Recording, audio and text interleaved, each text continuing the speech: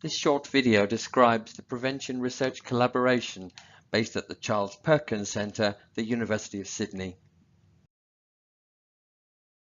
Here we see a year in PRC at a glance.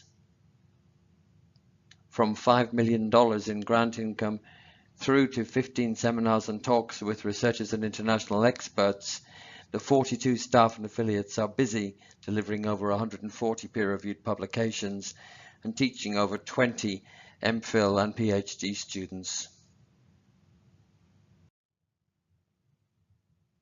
There are 7 key organizational functions shown here, with the PRC executive at the core, delivering operations, communications, marketing, finance, and HR administration.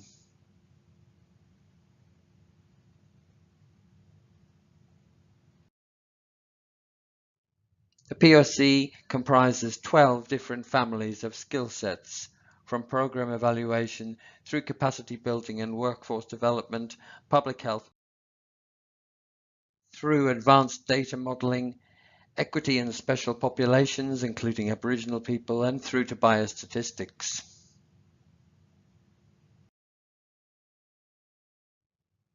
There are 12 specialist focus areas: settings-based, systems-based approaches, scaling up, social marketing, social media, NCD, diseases, conditions, and risk factors.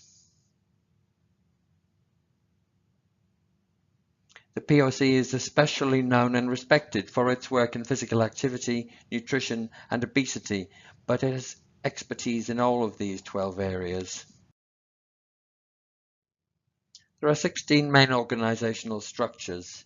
Those shown here deal mainly with governance and include external project advisory committees such as that used for PANOG or the PRSP, Prevention Research Support Program. The other structures deal with particular project entities and social movements such as the Obesity Collective, led from the Charles Perkins Centre.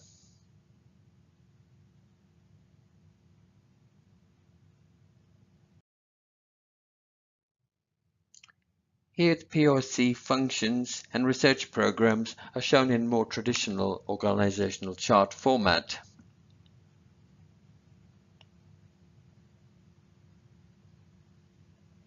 But this type of organizational chart doesn't really capture the complexity and the dynamism of an organization like the PRC, which is more like this, shown with an interaction between the focus areas, functions, skill sets, and structures. Let's take a closer look.